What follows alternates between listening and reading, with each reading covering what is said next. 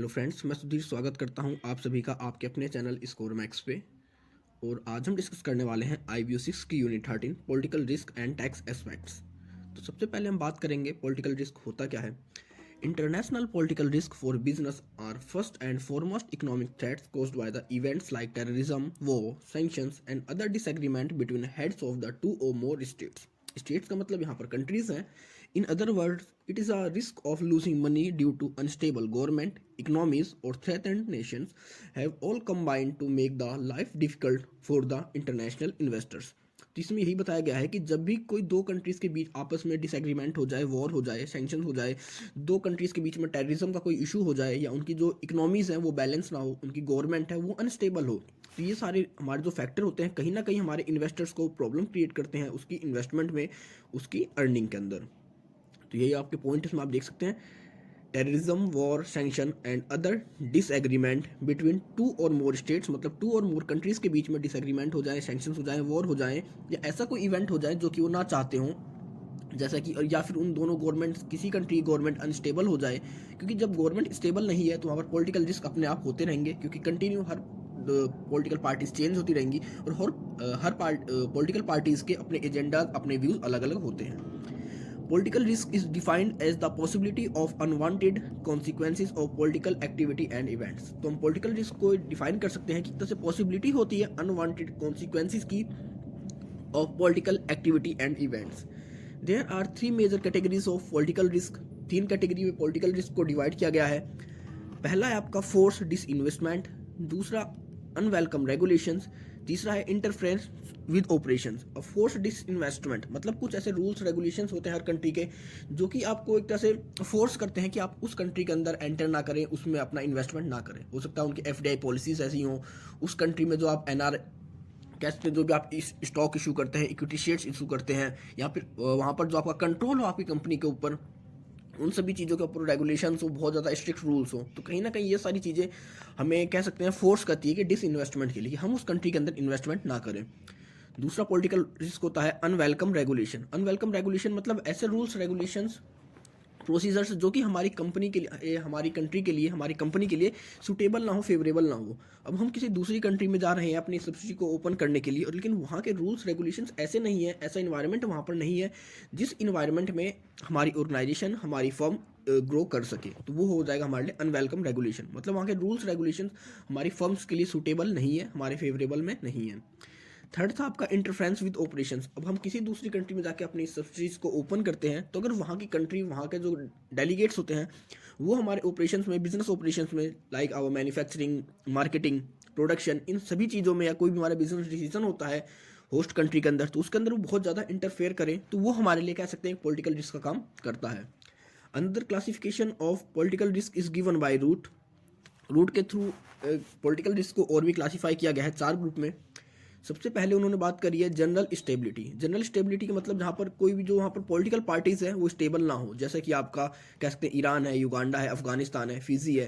तो यहाँ पर क्या है, यहाँ की जो पॉलिटिकल पार्टीज है वो कंटिन्यूसली चेंज होती रहती है, क्योंकि आप कब तक किस किस पॉलिटिकल के पार्टी के साथ, उनके एजेंडे के साथ एक आप उन्हीं की डायरेक्शन में चल पाओगे। रोड डेली वहाँ पॉलिटिकल पार्टीज चेंज हो रही हैं, अनस्टेबल है वहाँ की गवर्नमेंट, तो उस कंडीशन में वो आपके बिजनेस को इफेक्ट करेगी। दूसरा है आपका ओनरशिप और कंट्रोल रिस्क। अब ओनरशिप और कंट्रोल रिस्क का मतलब है हमने किसी दूसरी कंट्री के अंदर अपनी सब्सिडीज को ओपन कर लिया, लेकिन अगर उसके ऊपर हमारा कंट्रोल ही ना रह पाए तो वो भी हमारे लिए एक रिस्क होगी, और वो भी कहीं ना कहीं पॉलिटिकल रिस्क की वजह से जनरेट होती है। हो सकता है वहाँ की गवर्नमेंट ने कुछ ऐसे रूल्स रेगुलेशंस बना दिए हो जिसके थ्रू हमारा जो कंट्रोल था, हमारी जो ओनरशिप थी उस सब्सिडी के अंदर, हमारी दूसरी कंट्री के अंदर, होस्ट कंट्री के अंदर, उससे हमारा कंट्रोल हट जाए, या हम उसको जो ओनरशिप है उसको खो दें। नेक्स्ट आपका ऑपरेशन रिस्क। अब ऑपरेशन रिस्क होता है कि दूसरी कंट्री गवर्नमेंट हमें प्रॉपर परमिशन ही ना दे। हो सकता है वो कह दे कि अगर आपको प्रोडक्शन करना है तो 50% आपको जो रॉ मटेरियल चाहिए आपको हमारी कंट्री से ही लेना पड़ेगा। आपको अपनी जो भी कम्बिनेशन कराने हैं, या आप अलग अलग कंट्री से अपने जो भी पार्ट मंगा रहे हो हमारी कंट्री के अंदर, उनको असेंबल आप हमारी कंट्री में कराओगे, उनका 50% आप हमारी कंट्री में ही एक्सपोर्ट करो, इंपोर्ट करो। तो ऐसे बहुत सारे रूल्स रेगुलेशंस होते हैं जो कि ऑपरेशन से रिलेटेड होते हैं, हमारे वर्क से रिलेटेड होते हैं, हमारी सब्सिडी के। लास्ट होता है इसके अंदर ट्रांसफर रिस्क। ट्रांसफर रिस्क की बात करें कि जब हम किसी दूसरी कंट्री के अंदर हमने अर्निंग कर ली, अब उस अर्निंग को किस तरह हम अपनी कंट्री में लेके आए, जब मतलब इनफ्लो या आउटफ्लो, इसके ऊपर भी रूल्स रेगुलेशंस होते हैं कि आप एकदम से किसी दूसरी कंट्री के अंदर से अपनी जो भी कैश फ्लो है, आपके टोटल जो इन्वेस्टमेंट है उसको नहीं निकाल सकते, किस अमाउंट में निकाल सकते हो, आपकी इन्वेस्टमेंट के ऊपर कितना कंट्रोल रहेगा, वो सब इसके अंदर आ जाते हैं। तो ये था आपका पॉलिटिकल रिस्क, मतलब जो भी दो कंट्रीज के बीच में जो भी पॉलिटिकल अनस्टेबिलिटी होती है, उनकी जो गवर्नमेंट अनस्टेबल हो जाए, इकोनॉमिक हो जाए, या थ्रेटन नेशंस हो जाए, आपकी कोई वॉर हो जाए टेररिज्म की वजह से, ऐसी कोई भी एक्टिविटी जो कि आपकी पॉलिटिकल एक्टिविटी या इवेंट्स को क्रिएट करे, वो आपका पॉलिटिकल रिस्क होता है। असेसमेंट ऑफ पॉलिटिकल रिस्क, तो जब भी हम किसी कंट्री में इन्वेस्टमेंट करते हैं, जब मल्टीनेशनल किसी दूसरी कंट्री में इन्वेस्टमेंट करती हैं, अपनी सब्सिडीज को ओपन करती हैं, फर्म्स ओपन करती हैं, ब्रांचेस ओपन करती हैं, तो उनका सबसे पहले मोटिव होता है कि वहाँ के असेसमेंट करें वहाँ के पॉलिटिकल रिस्क का, मतलब वहाँ के पॉलिटिकल रिस्क को चेक करें कि वहाँ पर कितना पॉलिटिकल रिस्क है, वो उनके लिए फेवरेबल है या नहीं है। अब Rummel and Heenan identify at least 5 major approaches which are employed to assess political risk. तो रूमर एंड हेनन ने आइडेंटिफाई करी है कम से कम 5 अप्रोचेस जिनका हम हेल्प करते हैं, जिनका यूज़ करते हैं किसी दूसरी कंट्री के पॉलिटिकल रिस्क को एक्सेस करने के लिए, मतलब पता करने के लिए। तो सबसे पहला होता है the first is to grand tour approach. मतलब कौन सी है? Grand tour approach. इसके अंदर ऑर्गेनाइजेशन कंपनी अपने कुछ कह सकते हैं एग्जीक्यूटिव्स को या उनकी टीम को दूसरी कंट्री में भेजती है as a for a inspection. मतलब हम अपनी जो एमएनसीज होती है, अपने जो उनके एग्जीक्यूटिव होते हैं, उनकी टीम्स को उस कंट्री में भेजती है इंस्पेक्शन टूर के लिए, जिस कंट्री में वो अपना बिजनेस स्टार्ट करना चाहते हैं, जिस कंट्री में वो इन्वेस्टमेंट करना चाहते हैं। उनकी जो एग्जीक्यूटिव टीम होगी वो मार्केट में जाएगी, उस कंट्री में जाएगी, वहाँ का कह सकते हैं पूरा इंस्पेक्शन करेगी, एक कह सकते हैं पूरी एक समराइज रिपोर्ट तैयार करके अपनी कंपनी को ला कर देगी। उसके बाद वो डिसाइड करेंगे कि वो उस कंट्री में इन्वेस्टमेंट करेंगे या नहीं करेंगे। मतलब इस तरह से भी उस कंट्री के पॉलिटिकल रिस्क को एक्सेस करते हैं, कितना रिस्क है, कितना बेनिफिट है। दूसरा होता है हैंड ऑन अप्रोच। अब हैंड ऑन अप्रोच की बात करेंगे, इसके अंदर जो हमारी कंपनी होती है, जो हमारी फर्म होती है, वो रिकमेंडेशन लेती है by the academicians, diplomats, business representative and other outsiders who know knowledge about the target country. मतलब जिस कंट्री को हम टारगेट कर रहे हैं, जिसमें इन्वेस्टमेंट करना चाह रहे हैं, उस कंट्री को जो भी आउटसाइडर जानते हैं अच्छी तरह, उसकी इकोनॉमिक इन्वायरमेंट के बारे में, पॉलिटिकल इन्वायरमेंट के बारे में, या वहाँ कुछ ऐसे बिजनेस रिप्रेजेंटेटिव्स जो वहाँ पर बिजनेस कर रहे हैं, या वो अच्छी तरह से अवेयर हैं वहाँ के बिजनेस से या वहाँ के इन्वायरमेंट से, या डिप्लोमेट्स हो गए या अकेडमिशियंस हो गए, इन सभी की कह सकते हैं रिकमेंडेशंस को लिया जाता है, जिनके ऊपर ये वो ट्रस्ट कर सके, और इनके बिहाफ पर भी एक रिपोर्ट तैयार की जाती है, एक समरी तैयार की जाती है, जिसके ऊपर कि वो जिसको एनालाइज कर कर, रीड कर कर, रिसर्च कर कर ही वो डिसाइड करते हैं कि उन्हें दूसरी कंट्री में, टारगेट कंट्री में इन्वेस्टमेंट करना है या नहीं करना। तीसरी अप्रोच होती है आपकी डेल्फी टेक्निक। अब डेल्फी टेक्निक की बात करें, इसके अंदर हमारी जो ऑर्गेनाइजेशन होती है, जो फर्म होती है, वो लिस्ट करती है, initially list selective demands and which mind influence a nation political future such as size and composition of the arm forces. जिसके अंदर हमारी जो कंपनी होती है, दूसरी कंट्री के उन चीज़ों की लिस्ट तैयार करती है जो कि उस कंट्री की, उस नेशंस की पॉलिटिकल कंडीशंस को, पॉलिटिकल सिचुएशंस को चेंज कर सकते हैं। जैसा कि हो गया आपका size and composition of the arm forces. अगर किसी कंट्री की आर्म फोर्सेज उस कंट्री के अगेंस्ट हो जाए, तो वो उस कंट्री की पॉलिटिकल इन्वायरमेंट को टोटली वे में चेंज कर सकती है। या फिर कह सकते हैं हिस्ट्री ऑफ लीडरशिप। मतलब जो लीडर वहाँ पर इस टाइम पे पॉलिटिकल रिस्क में, जिसकी गवर्नमेंट है, जो भी गवर्नमेंट हमारी टारगेट कंट्री में, वहाँ का जो लीडर है, उसकी क्या हिस्ट्री है, क्या बैकग्राउंड है, उसका कितना सक्सेशन रेट रहा है, उसकी पॉलिसीज कितनी फेवरेबल रही है एक्सपोर्ट के मामले में या इम्पोर्ट के मामले में। From then asks the number of outsider experts to rank the importance of these factors for the country under consideration। और वो आउटसाइडर एक्सपर्ट्स की भी हम कह सकते हैं हेल्प लेते हैं कि इन सभी फैक्टर्स को एक सीक्वेंस में सेट करने के लिए और अपने डिसीजन को लेने के लिए। फोर्थ है आपका use qualitative method, quantitative method. अब क्वांटिटेटिव मेथड के अंदर इसमें हम बात करते हैं, फोरकास्ट करते हैं वहाँ के इकोनॉमिक इवेंट्स की, कि दूसरी कंट्री का इकोनॉमिक इवेंट्स क्या है, वहाँ की इनकम कितनी है, वहाँ के कस्टमर कितना एक्सपेंस करना चाहते हैं, वहाँ पर डिमांड कितनी है। मतलब जो भी हमारा क्वांटिटेटिव डाटा होता है किसी दूसरी कंट्री के, टारगेटेड कंट्री के रिलेटेड, उसको हम यहाँ पर फोरकास्ट करते हैं, उनकी एक लिस्ट बनाते हैं, और उसके बिहाफ पर ही जो उनकी कह सकते हैं ये लिस्ट कहाँ से मिलेगी, उनकी जो करंट सिचुएशन लेंगे हम, या उन कंट्री में क्या ट्रेंड चल रहा है, चाहे उसका पॉलिटिकल रिस्क का हो, चाहे पॉलिटिकल ट्रेंड हो। अगर पॉलिटिकल ट्रेंड के थ्रू हमें ये भी पता लग जाएगा वहाँ की कौन कौन सी कंडीशंस हमारे बिजनेस के फेवर में आ रही हैं, कौन से रूल्स हमारे कह सकते हैं बिजनेस के फेवर में बन रहे हैं, या क्या उस कंट्री की हिस्टोरिकल इन्फॉर्मेशन है। अब फिफ्थ में बात करते हैं combine both subjective and objective. अब हमारा लास्ट होता है सब्जेक्टिव और ऑब्जेक्टिव अप्रोचेस। इसके अंदर हमें एक सिस्टमेटिक फ्रेमवर्क होता है जो कि हमारी उस कंट्री की, टारगेट कंट्री की क्वालिटेटिव और क्वांटिटेटिव दोनों तरह के डाटा को रिप्रेजेंट करता है। मतलब हमारे इसमें प्रॉफिट भी आएगा, नॉन प्रॉफिट भी आएगा, हमारा ओनरशिप भी आ जाएगा, हमारा प्रॉफिट होगा, हमारी ग्रोथ हो जाएगी। मतलब हर चीज़ जो हमारे बिजनेस को इफेक्ट करेगी, चाहे वो क्वालिटेटिव हो चाहे क्वांटिटेटिव हो। तो इन सभी पॉइंट्स को हम कह सकते हैं रीड कर एनालाइज कर एक्सेस कर सकते हैं किसी भी कंट्री के पॉलिटिकल रिस्क के बारे में। ये था हमारा। अब बात करते हैं मैनेजमेंट ऑफ पॉलिटिकल रिस्क, कि हम किसी पॉलिटिकल रिस्क को किस तरह मैनेज करते हैं। Having analysed the political environment of a country and having assessment the risk to its operation, a firm should decide. जब किसी कंट्री में कह सकते हैं हमारी कोई एमएनसी है और किसी दूसरी कंट्री के पॉलिटिकल इन्वायरमेंट को उसको एसेस करना है या उसको कह सकते हैं मैनेज करना है, तो उसके पास दो ऑप्शन होते हैं कि whether to invest in that country, कि वो उसमें या तो इन्वेस्ट करे, और अगर हो सकता है कि वो इन्वेस्ट करे या ना करे। इसके बाद दो चॉइस होती है। अगर वो नहीं करती तो उसने अपने आप वो टोटल वे में कह सकते हैं पॉलिटिकल रिस्क को खत्म ही कर दिया है, क्योंकि जब वो रिस्क ही नहीं लेगी, उस कंट्री में एंटर ही नहीं करेगी, तो कौन सा रिस्क और कौन सा उसके को लॉस हो सकता है। और दूसरा होता है is so how to decide coping strategies to minimum the risk या minimise the risk. A few generalisations are possible here as every firm consistent with the field of activity face unique risk. अब होती है कि अगर वो उस country में जाके एंटर करेगी, अपना सब्सिडीज को ओपन करेगी, फर्म्स को ओपन करेगी, तो वहाँ पर किन स्ट्रेटजीज का यूज़ करे जिसके थ्रू अपने वो रिस्क को मिनिमाइज कर सके। क्योंकि एमएनसीज होती हैं बहुत बड़े, कह सकते हैं इनका जो साइज होता है बहुत बड़ा होता है, तो इनके पास ऐसी बहुत सारे रूल्स रेगुलेशंस टेक्निक्स होती हैं, एक्टिविटीज़ होती हैं, एक्सपीरियंस होता है, जिसके थ्रू ये अपने जो भी वहाँ पर रिस्क होते हैं उनको काफ़ी हद तक कम कर देते हैं। तो इसके अंदर हमारी दो चीज़ आती हैं, एक होती है प्री इन्वेस्टमेंट प्लानिंग और दूसरी होती है ऑपरेटिंग पॉलिसीज़। अब प्री इन्वेस्टमेंट मतलब इन्वेस्टमेंट करने से पहले हम मैनेज करना चाहें तो उस चीज़ को, तो इसके अंदर हम चार स्टेप्स होते हैं। तो एमएनसी जब भी किसी कंट्री में इन्वेस्टमेंट करने की सोचती है, प्लान डिसाइड करती है, तो उससे इन्वेस्टमेंट से पहले जो प्लानिंग होती है तो उसके थ्रू भी हम मैनेजमेंट करते हैं उस कंट्री के पॉलिटिकल रिस्क को। तो सबसे पहला होता है अवॉइडेंस। अवॉइडेंस की बात होती है कि हम उस कंट्री के पॉलिटिकल रिस्क को टोटली वे में अवॉइड कर दें, हम उसको प्रेफर ही ना करें अपनी अर्निंग से, या फिर ये भी कह सकते हैं कि यहाँ पर हम दूसरी कंट्री के अंदर इन्वेस्टमेंट को ही अवॉइड कर दें। आप इन्वेस्टमेंट को भी अवॉइड कर सकते हैं, या फिर उस कंट्री का जो भी पॉलिटिकल रिस्क है आप उसको अवॉइड कर अपने ट्रांजेक्शन्स को, अपने ऑपरेशंस को फुली वहाँ पर करें। दूसरा होता है इंश्योरेंस। अब इंश्योरेंस होता क्या है, एक तरह से एक कह सकते हैं एक बॉडी होती है जो कि हमारे सिक्योरिटी प्रोवाइड करती है हमारे जो भी रिस्क होते हैं तो उनसे रिलेटेड। तो हम अपने पूरे बिजनेस को दूसरी कंट्री के अंदर इंश्योर्ड करा सकते हैं इंश्योरेंस कंपनी के थ्रू, कि अगर इन फ्यूचर में हमें कोई भी पॉलिटिकल रिस्क होता है तो उसकी जो भी वैल्यू होगी वो वैल्यू हम इंश्योरेंस कंपनी से क्लेम कर लेंगे, या उसकी जो पूर्ति होती है वो इंश्योरेंस कंपनी से कर लेंगे। नेक्स्ट आपका नेगोशिएटिंग द इन्वायरमेंट।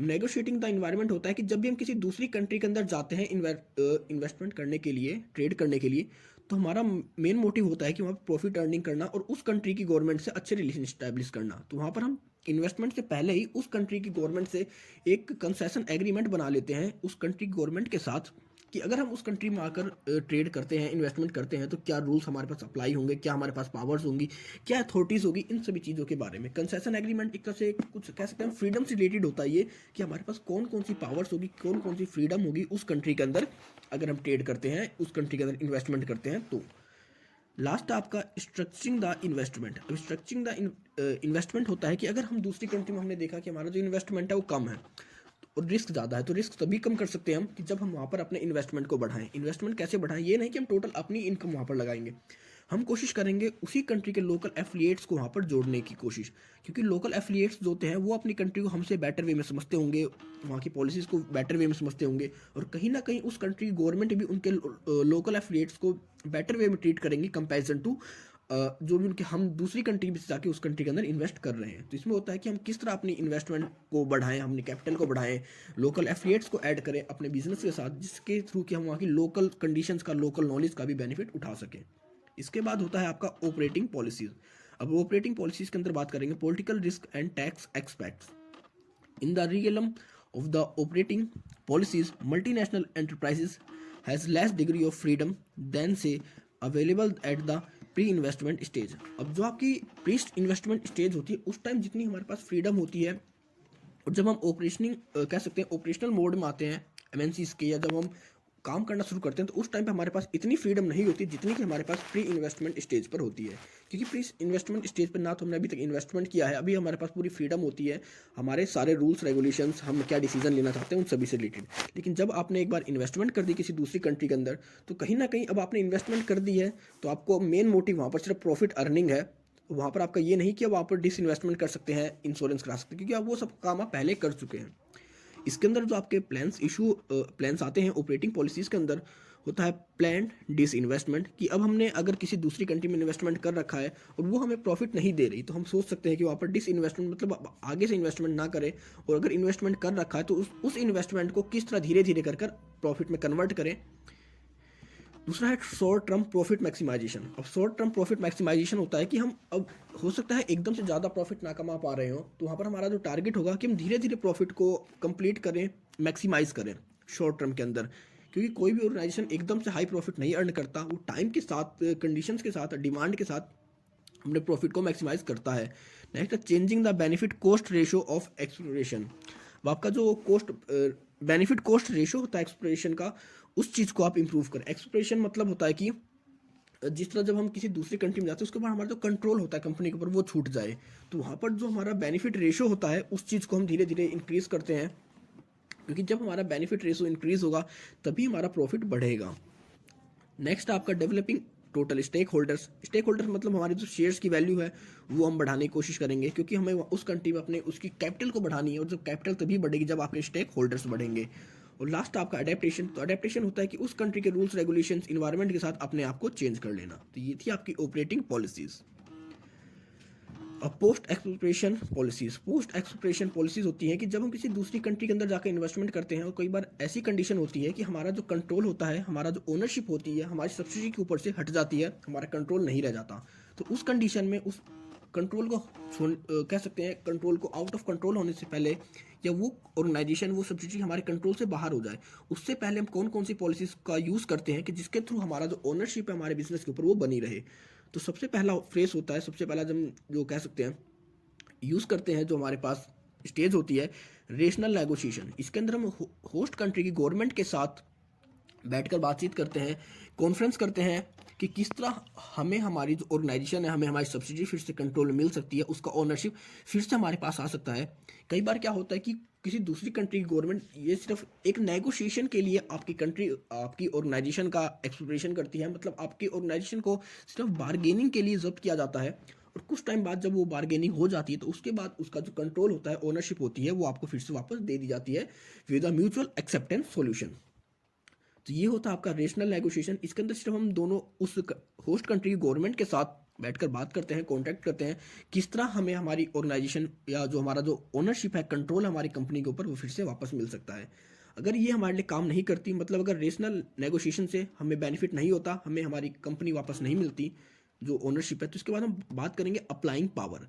अब हर कंट्री कुछ ना कुछ, किसी ना किसी प्रोडक्ट के लिए दूसरी कंट्रीज़ के ऊपर डिपेंड होती है। अब हो सकता है जिस कंट्री में आपने बिजनेस कर रहे हैं, जो आपकी होस्ट कंट्री है, वो आपकी कंट्री के ऊपर डिपेंड हो टेक्नोलॉजी से रिलेटेड या किसी रॉ मटेरियल से रिलेटेड, तो आप उसे कहोगे कि अगर आपने हमारी ओनरशिप को हमें नहीं दिया तो हम आपके जो भी ये एक्सपोर्ट होते हैं इन सभी को बैन कर देंगे, बंद कर देंगे। तो ये होती है अप्लाइंग पावर, मतलब हम पावर का यूज़ करेंगे, डिक्टेटरशिप का यूज़ करेंगे अपनी उस कंपनी के ओनरशिप को फिर से लेने के लिए, उसके ऊपर अपना कंट्रोल बनाने के लिए।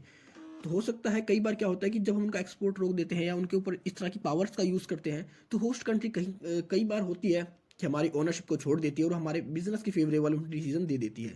लेकिन कई बार क्या होता है कि वो होस्ट कंट्री या होस्ट कंट्री गवर्नमेंट ये सब कुछ करने के बाद भी वो अपने सब्स्टिट्यूट्स किसी दूसरी कंट्री से ढूंढ लेती है जो हमारी कंट्री से एक्सपोर्ट करती थी, लेकिन जो हमारी कंट्री को उसने कह सकते हैं एक्सप्रेशन किया था उसको नहीं देती। तो इस कंडीशन में ये भी हमारे पास फेल हो जाता है रीज़न। ये फिर ऐसे फेल हो जाता है जब हम पावर अप्लाई करते हैं। तो इसके बाद होता है लीगल रेमेडी। लीगल रेमेडी का मतलब है आपका कोर्ट से रिलेटेड या लॉ से रिलेटेड। अब लॉ की बात करें तो हर कंट्री के अंदर अलग अलग कोर्ट होते हैं, सुप्रीम कोर्ट, हाई कोर्ट है, इंटरनेशनल कोर्ट भी है हमारे इंटरनेशनल लेवल के लिए। तो मैक्सिमम कंट्रीज़ में क्या है कि उनके जो कोर्ट हैं वो उनकी गवर्नमेंट के साथ ही चलते हैं, मतलब गवर्नमेंट के फेवर में चलते हैं, गवर्नमेंट के अंडर ही वर्क करते हैं। तो अगर ऐसे आप किसी कंट्री में वर्क कर रहे हैं, आपकी सब्सिडी है जहाँ की कोर्ट वहाँ की गवर्नमेंट के अंडर है, तो उस कंडीशन में वहाँ के कोर्ट से आपको कोई हेल्प नहीं मिलेगी। लेकिन हम इंडिया की बात करें तो यहाँ की कोर्ट जो जुरिडिक्शन है और जो गवर्नमेंट है वो दोनों एक दूसरे से एकदम अलग है, अलग अलग वे में वर्क करती हैं, दोनों एक दूसरे से एकदम इंडिपेंडेंट है। तो इंडिया जैसी कंट्री के अंदर आपको कोर्ट से हेल्प मिल सकती है।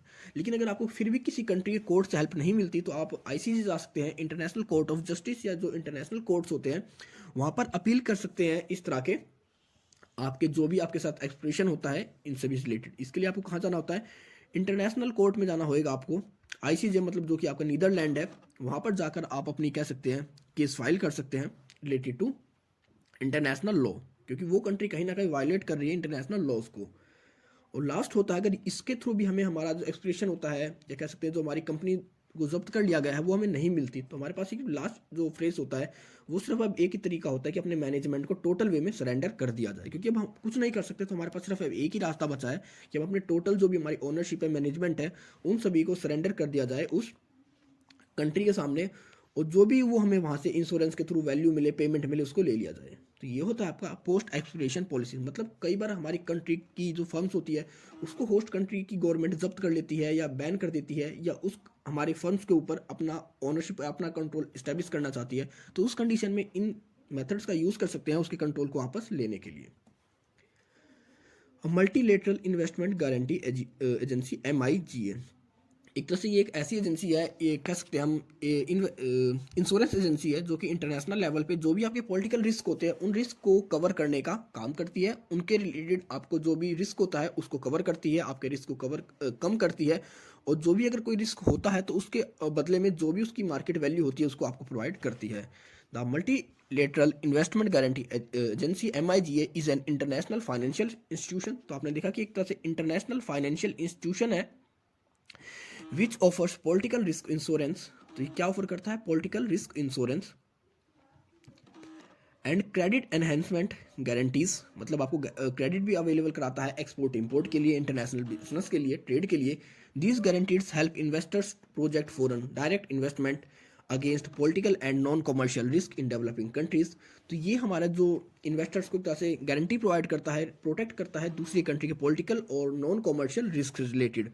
MIGA is a member of World Bank Group and it is headquartered in Washington DC in US। तो ये किसका मेंबर है? ये आपका वर्ल्ड बैंक का मेंबर है, क्योंकि वर्ल्ड बैंक आपका सबसे कहते हैं जो प्राइम फाइनेंशियल इंस्टीट्यूट है वो है, और हमारा MIGA उसकी एक ब्रांच है, उसकी एक कह सकते हैं मेंबर है।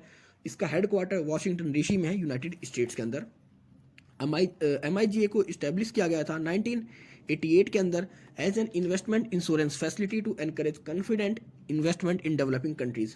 इसे इन्वेस्टमेंट किया गया था एक इन्वेस्टमेंट इंश्योरेंस फैसिलिटी को प्रोवाइड करने के लिए उस कंट्रीज़ के लिए जो कि डेवलपिंग कंट्रीज़ है, क्योंकि डेवलपिंग कंट्रीज़ में कोई भी MNC जल्दी से इन्वेस्टमेंट नहीं करती, क्योंकि वहाँ पर जो रिस्क होता है, प्रॉफिट होता है, प्रॉफिट कम होता है, रिस्क ज़्यादा होता है। तो उस कंडीशन में डेवलपिंग कंट्रीज़ को सपोर्ट करने के लिए, उनके कंट्री के अंदर इन्वेस्टमेंट को बढ़ाने के लिए MIGA को इस्टेब्लिश किया गया था।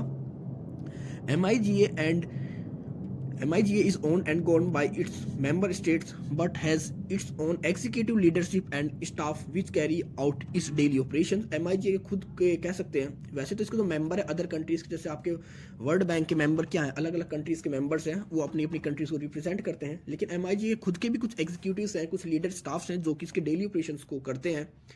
It's shareholders are member governments that provide paid in capital and have the right to vote on its member. तो इसके मेंबर कौन है? जो भी स्टेक होल्डर्स हैं, मतलब अलग अलग कंट्री की गवर्नमेंट है जो कि इसके अंदर कैपिटल प्रोवाइड करती है अपने रेशो से रिलेटेड, अपने शेयर के रिगार्डिंग, और जितना उनका शेयर होता है उतनी ही उनकी वोटिंग पावर होती है, और उसके रिगार्डिंग उस वोट पावर के लिए अपना अलग अलग वे में कैपिटल इशू करते हैं या वहाँ पर कैपिटल कह सकते हैं प्रोवाइड कराते हैं। इट इंश्योर्स लॉन्ग टर्म डेप्ट and equity investment as well as other assets and contracts with long term periods. ये आपका इंश्योर करता है लॉन्ग टर्म डेप्ट्स को, इक्विटी इन्वेस्टमेंट को, और इसके साथ ही आपके जो भी अदर एसेट्स होते हैं या आपके जो कॉन्ट्रैक्ट होते हैं लॉन्ग टर्म पीरियड्स के लिए, उन सभी को भी ये एश्योर करता है MIGA। The agency is assessed by the world bank independent evaluation group every year. और इस एजेंसी का जो असेसमेंट होता है, वर्ल्ड बैंक का जो इंडिपेंडेंट ग्रुप है वो हर साल इसका खुद कह सकते हैं इंडिपेंडेंट ग्रुप है वो इसका असेसमेंट करता है, मतलब चेक करता है कि ये प्रॉपर वे में काम कर रही है या नहीं कर रही है, और उसका कोई भी मतलब नहीं होता, कोई भी लिंक नहीं होता MIGA से। वो एक जो इसका इंस्पेक्शन करती है वो वर्ल्ड बैंक की इंडिपेंडेंट बॉडी है, और वो इसका हर साल इंस्पेक्शन करती है। MIGA policies and practices can be divided into 2 classes. इसकी जो हम कह सकते हैं पॉलिसीज होती हैं, 2 तरह की क्लासेस में उनको डिवाइड किया जाता है, 2 पार्ट में डिवाइड किया जा सकता है। एक होता है आपका इन्वेस्टमेंट मार्केटिंग सर्विसेज, दूसरा होता है इन्वेस्टमेंट गारंटी सर्विसेज। अब इन्वेस्टमेंट मार्केटिंग सर्विसेज के अंदर हम बात करेंगे, इसको फिर से 3 कैटेगरी में बांटा जाता है। एक होता है कैपिटल बिल्डिंग, दूसरा होता है इंफॉर्मेशन डिसमेंटेशन, और तीसरा होता है इन्वेस्टमेंट। अब कैपिटल बिल्डिंग की हम बात करें तो कैपिटल बिल्डिंग के अंदर बात करते हैं कि किस तरह किसी दूसरी कंट्री की जो कैपिटल है उसको इंक्रीज़ किया जाए या उस कंट्री के अंदर जो भी इन्वेस्टमेंट हो रहा है उसको बढ़ाया जाए। इनका जो मेन फोकस होता है इंस्टीट्यूशन की एक्टिविटी को बढ़ाना, उनके एग्जीक्यूटिव इन्वेस्टमेंट को बढ़ाना, उनकी स्ट्रेटजीज में हेल्प करना। क्योंकि जब आप किसी एमएनसीज की हेल्प करोगे उसकी बिजनेस एक्टिविटीज़ में, उनकी जो इंस्टीट्यूशनल एक्टिविटीज़ हैं किसी दूसरी कंट्री के अंदर, तो कहीं ना कहीं वो उस कंट्री के अंदर जाकर उनकी जो कैपिटल होगी या जो कैपेसिटी होगी उसको बिल्डअप करेगी। हो सकता है उनको हम स्किल नॉलेज के अंदर हेल्प प्रोवाइड कर रहे हैं, उनको टूल्स अवेलेबल करवा रहे हैं, या फिर जो भी इन्वेस्टमेंट इंटरमीडिएट्स की उनके ट्रेनिंग चाहिए उन चीज़ों को हम प्रोवाइड करा रहे हैं। तो मतलब एक तरह से हम सब्सिडीज़ को हेल्प प्रोवाइड करते हैं उनके इन्वेस्टमेंट के अंदर, उनकी कैपेसिटी बिल्डिंग के अंदर।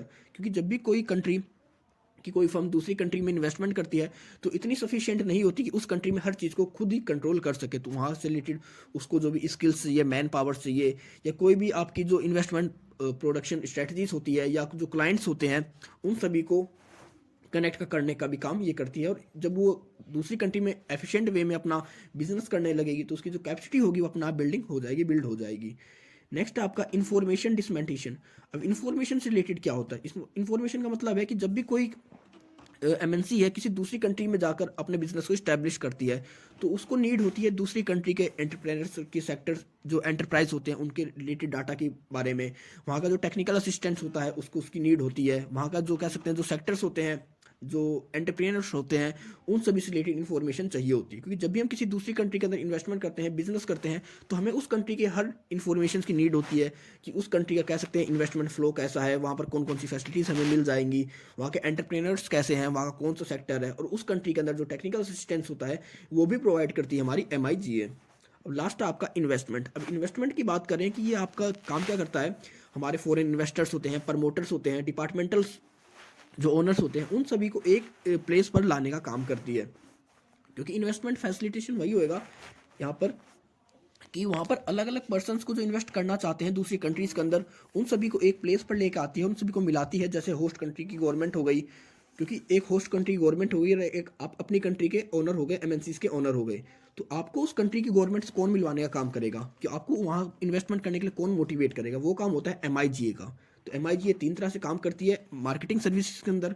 अब बात करते हैं इन्वेस्टमेंट गारंटी सर्विसेज के बारे में, कि हमने जो अब इन्वेस्टमेंट कर दिया उसकी जो हमें कह सकते हैं जो सिक्योर करती है लोन से रिलेटेड, रिस्क से related. MIGA provided investment guarantee against certain non commercial risk, political risk insurance to foreign investment in developing member countries. तो हमें ये एक तरह से गारंटी प्रोवाइड करती है, रिस्क से रिलेटेड इंश्योर करती है, इंश्योरेंस प्रोवाइड करती है जो कि आपके पॉलिटिकल रिस्क होते हैं डेवलपिंग कंट्रीज के अंदर। It affects long-term up to 20-year political risk insurance coverage to eligible investors for qualified investment in developing member countries। इसके अंदर आपका 20 साल तक का ये जो कॉन्ट्रैक्ट होता है उसके 20 साल तक के अंदर आपका जो भी पॉलिटिकल रिस्क होता है उसको कवर करती है, और ये हेल्प करती है उन इन्वेस्टर्स को जो कि डेवलपिंग कंट्रीज के अंदर जाकर इन्वेस्टमेंट करते हैं।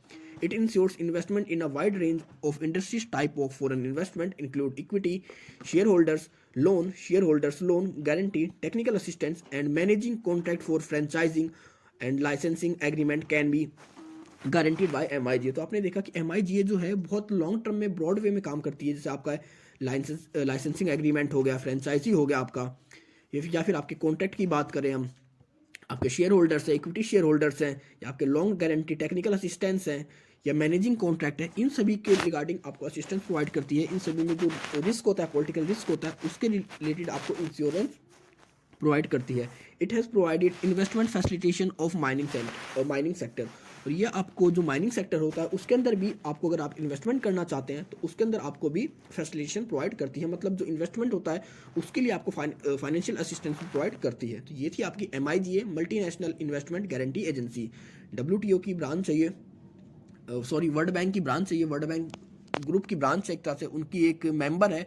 इसका जो एस्टेब्लिशमेंट हुआ था 1988 के अंदर हुआ था। इसका हेड ऑफिस वॉशिंगटन DC के अंदर है, और इसका मेन वर्क है किस तरह डेवलपिंग कंट्रीज़ के अंदर इन्वेस्टमेंट को बढ़ाया जाए, वहाँ पर जो इन्वेस्टर्स अगर कोई इन्वेस्टमेंट करता है तो उसके रिस्क को किस तरह कम किया जाए। अब influence of tax policy on foreign investment. तो इन्फ्लुएंस मतलब tax policy on foreign investment की, जब भी हम किसी दूसरी कंट्री के अंदर इन्वेस्टमेंट करते हैं तो सीधी सी बात है उस कंट्री की जो टैक्स पॉलिसी होगी वो हमारे इन्वेस्टमेंट को इन्फ्लुएंस करेगी ही करेगी। क्योंकि जब भी हम कोई भी इन्वेस्टमेंट करते हैं तो सबसे पहले हम ये देखते हैं कि अगर हम उस कंट्री में कितना अर्न करेंगे तो हमें कितना टैक्स उस कंट्री की गवर्नमेंट को देना पड़ेगा या अपनी कंट्री की गवर्नमेंट को देना पड़ेगा। तो टैक्स पॉलिसी जो होती है ज़रूरी बात है, हर लेवल पे हमारे इन्वेस्टमेंट को इफेक्ट करती है, चाहे आपका इंटरनेशनल लेवल हो, ग्लोबल लेवल हो या फिर आपका डोमेस्टिक लेवल हो। तो इसके अंदर जो हमारे टैक्स की बात करी गई है, जो कॉन्सेप्ट यूज़ किया जाता है इंटरनेशनल लेवल पे या फॉरेन इन्वेस्टमेंट के अंदर, वो है आपका AMT।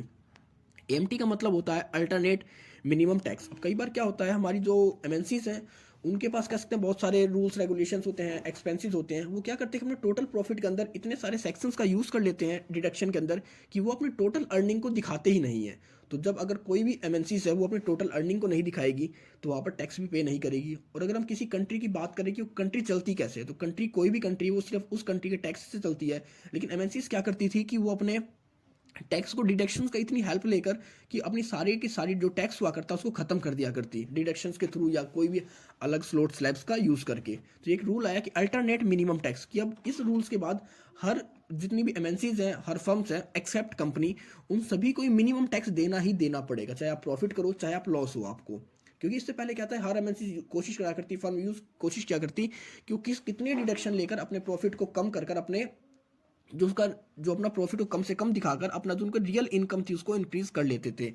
तो अब आपका ये जो AMT है ये कंपनीज को छोड़कर और जितनी भी आपकी फर्म्स हैं, आपकी MNCs हैं या आपकी HUF है, इंडिविजुअल फर्म है या आपकी जॉइंट स्टॉक वेंचर है, मतलब जो भी है आपकी इन्वेस्टमेंट से रिलेटेड, उन सभी पर अप्लाई होती है एक्सेप्ट कंपनी। कंपनी के लिए हमारे पास एक दूसरा कॉन्सेप्ट है यहाँ पर।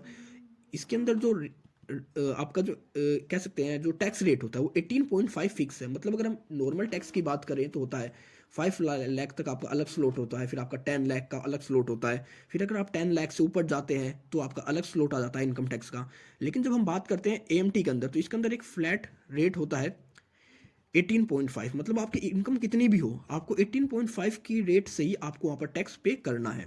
तो आपने देखा कि AMT जो फ्लैट जो इसका इनकम टैक्स रेट है वो 18.5 है। और इसका जो आर्टिकल कह सकते हैं 115 JC के अंदर इस चीज़ को दिखाया गया है। 115 JC इसके अंदर बताया गया है कि आप किस तरह इस चीज़ को कैलकुलेट करोगे, आपका जो इनकम टैक्स होगा वो फिक्स होगा इन सभी चीज़ के बारे में। अब AMT is calculated income above more than या अबव देन 20 लाख। अब AMT जो कैलकुलेट किया जाता है वो 20 लाख की इनकम से ऊपर कैलकुलेट किया जाता है। लेकिन अगर आपकी कोई फर्म रजिस्टर है तो फर्म्स के लिए कोई लिमिट नहीं है, कोई मिनिमम लिमिट नहीं है। फर्म की अगर 1 लाख की इनकम होती तो उसके ऊपर भी वो AMT को कैलकुलेट करेगा, और अगर वो 20 लाख से ऊपर करता है तो भी AMT यूज़ करेगा। लेकिन अगर हम किसी फर्म को छोड़कर कोई और कंपनी है, मतलब जैसे हमारी कोई इंडिविजुअल फर्म है, मतलब हमारी कोई कह सकते हैं जो भी फर्म्स को छोड़कर और कंपनी को छोड़कर, मतलब जो भी हमारे आ जाते हैं, जो जैसे कोई हमारा हिंदू वेंचर फर्म कह सकते हैं बिजनेस है, या इंडिविजुअल फर्म है, या हमारा जॉइंट स्टॉक कंपनी है, जॉइंट स्टॉक फर्म है, उन सभी से रिलेटेड उनका जो अर्निंग होती है वो 20 लाख से ऊपर ही कैलकुलेट किया जाता है। AMT is more than normal tax than excess amount of transfer to the next credit year. अब इसमें होता क्या है कैलकुलेट का तरीका। अब हर कंट्री जो अपनी फर्म है वो क्या करेगी, एक तो नॉर्मल टैक्स को कैलकुलेट करेगी साल के बीच में, और दूसरा वो कैलकुलेट करेगी AMT को। AMT अल्टरनेट मिनिमम टैक्स, मतलब इतना तो आपको पे करना ही है, चाहे आपको प्रॉफिट हो चाहे आपको लॉस हो, कुछ भी हो आपको टैक्स तो देना ही पड़ेगा। अब अगर जो उसका नॉर्मल टैक्स होता है, अब नॉर्मल टैक्स क्या होता है, नॉर्मल टैक्स तो हो जाए उसका कम और AMT हो जाए उसका ज़्यादा, तो हम पे तो हरदम AMT करेंगे, मतलब ज़्यादा वाले को पे करेंगे, तो यहाँ पर हम AMT को पे करेंगे। लेकिन कई बार क्या होता है कि आपका जो नेट टैक्स होता है वो ज़्यादा हो जाता है और आपका जो AMT होता है वो कम हो जाता है। तो इसके रिगार्डिंग हम क्या करेंगे, देख जब AMT is more than normal tax, अब आपका जो AMT है वो ज़्यादा हो जाए नॉर्मल टैक्स से, तो आप यहाँ पर जितना एक्सेस पे करोगे, हो सकता है नॉर्मल टैक्स आपका 10 रुपये था यहाँ पर और आपका जो AMT आया वो 20 रुपीज़ आया, तो यहाँ पर आपने 10 रुपये एक्स्ट्रा पे कर दिए। तो यहाँ पर जो 10 रुपये एक्स्ट्रा थे उस 10 रुपीज़ को नेक्स्ट ईयर के लिए हम कह सकते हैं ट्रांसफर कर देते हैं, उसको हम कहते हैं एज अ क्रेडिट। मतलब दूसरे साल वो आपका जो इस साल आपने 10 रुपये एक्स्ट्रा पे कर दिया है वो आपका क्रेडिट में चला जाएगा। और अगर दूसरी condition AMT is lower than normal tax, अगर आपका AMT कम है नॉर्मल टैक्स से, तो यहाँ पर आप पे करोगे आपका नॉर्मल टैक्स। मतलब आपका जो भी ज़्यादा होगा आपको पे वही करना है। अगर आपका AMT ज़्यादा होता है तो आप AMT को ज़्यादा पे करोगे, और जितना ज़्यादा पे कर रहे हो नॉर्मल टैक्स से उस अमाउंट को, उस एक्सेस अमाउंट को क्रेडिट कर देते हैं हम नेक्स्ट ईयर के लिए। और अगर हम बात करते हैं हमारा एएमटी कम होता है और जो हमारा नॉमिनल टैक्स होता है वो ज़्यादा होता है, तो उस कंडीशन में हम नॉमिनल टैक्स को ही पे करेंगे। तो पे तो हम वही करेंगे कि जो ज़्यादा है, और एएमटी जितना अमाउंट तुम्हें मिनिमम पे करना ही करना है। तो ये था आपका एएमटी अल्टरनेट मिनिमम टैक्स। मतलब एएमटी के अंदर जो भी वैल्यू आती है, आपको प्रॉफिट हो लॉस हो, अगर आपको लॉस होता है तो भी आप उस एएमटी की वैल्यू को वहाँ पर पे कर दोगे, और उसका जो क्रेडिट होता है वो आप अपने नेक्स्ट ईयर्स के लिए यूज़ कर लोगे। चाहे आपको प्रॉफिट हो चाहे आपका लॉस हो, आपको पे करना ही पड़ेगा टैक्स। अब international tax rules versus financial and investment decision.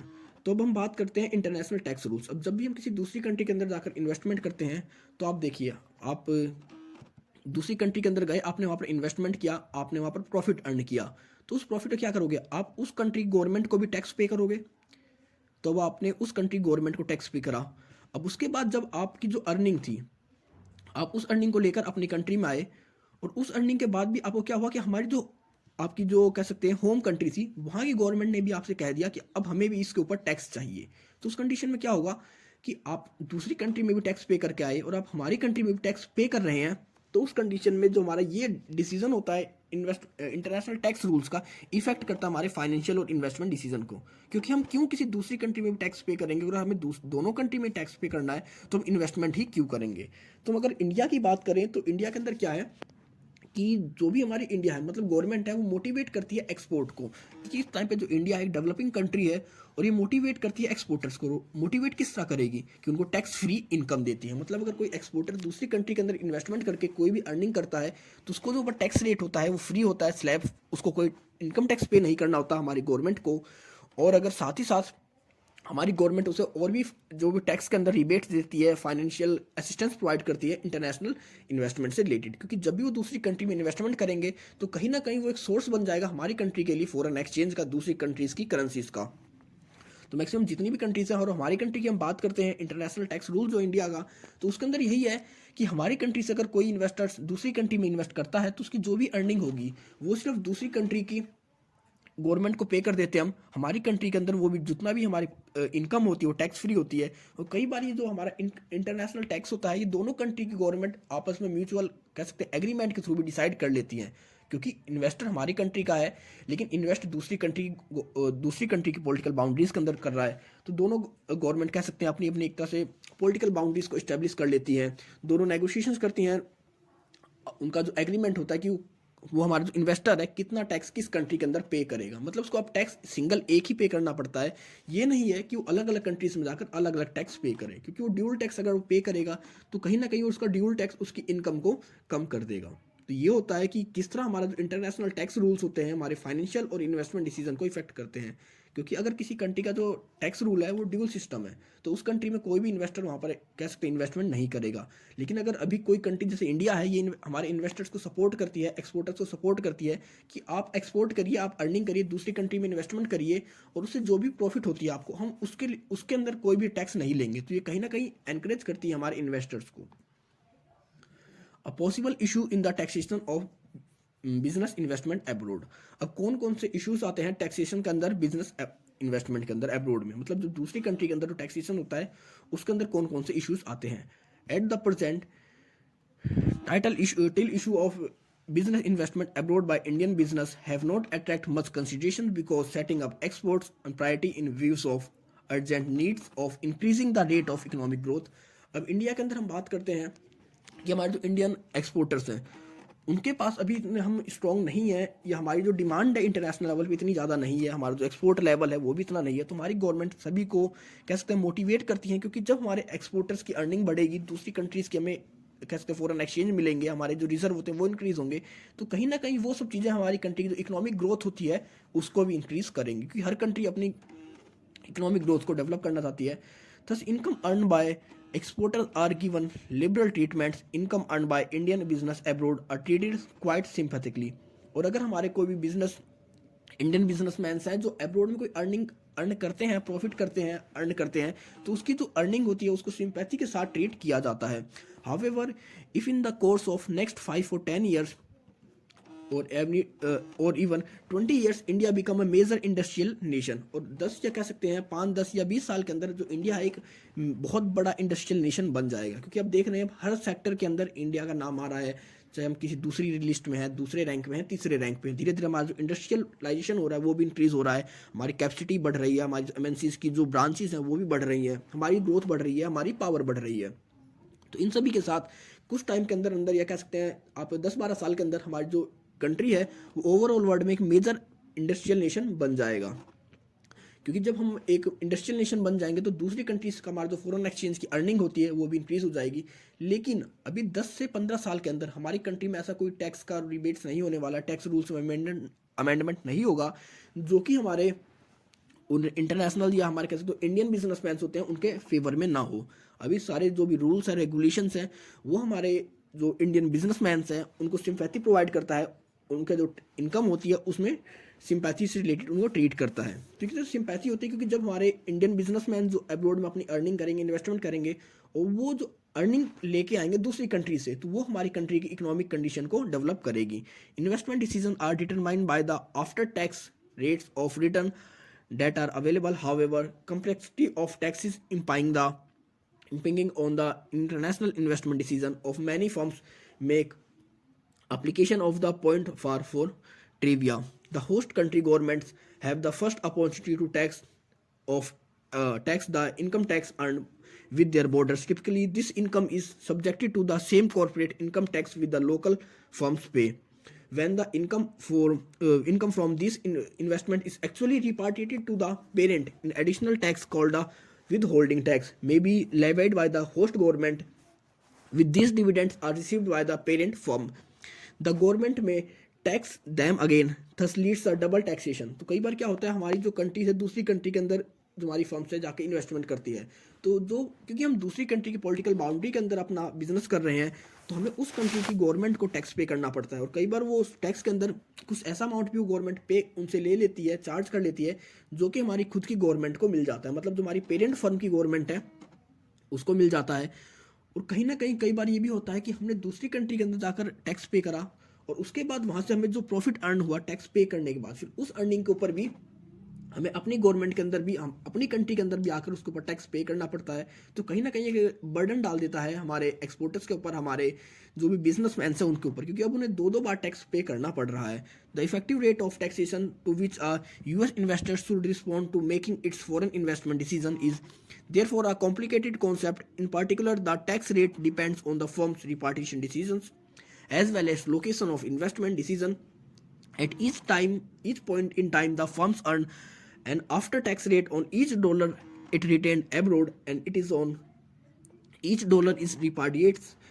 What rate or combination of rates what should enter into the firm investment decision? The issue has often been resolved in empirical studies by simply taking a weighted average of the applicable tax rates. अब इसके अंदर क्या होता है कि normally हम क्या use करते हैं, जो हमारा AMT था, वो AMT क्यों आया, वो इसीलिए आया था कि हर कंट्री का जो टैक्स रेट था वो अलग अलग था। तो उसी चीज़ों को, उन्हीं इश्यूज़ को ख़त्म करने के लिए हम AMT लेकर आए थे।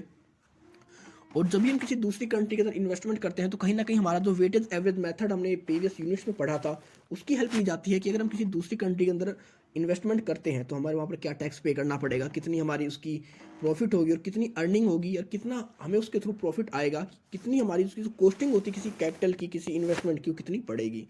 तो इंटरनेशनल लेवल पे अगर हम बिजनेस रिलेटेड टैक्सेशन की प्रॉब्लम्स की बात करें तो सबसे मेन प्रॉब्लम होती है ड्यूल सिस्टम। आप जिस कंट्री के अंदर जाके इन्वेस्टमेंट कर रहे हैं वहाँ पर भी आपको टैक्स पे करना पड़ रहा है, जब आप उस इनकम को लेकर अपनी कंट्री में भी आए तो आपको अपनी कंट्री में भी टैक्स पे करना पड़ रहा है। अब टैक्स के रेट भी अलग अलग होते हैं, आप किस एरिया में इन्वेस्टमेंट कर रहे हैं, आप किस तरह के बिजनेस में इन्वेस्टमेंट कर रहे हैं, आप किस लोकेशन पर इन्वेस्टमेंट कर रहे हैं, किस तरह की करेंसीज में इन्वेस्टमेंट कर रहे हैं, हर चीज़ से रिलेटेड आपके जो रूल्स रेगुलेशंस होते हैं वो अलग अलग होते हैं।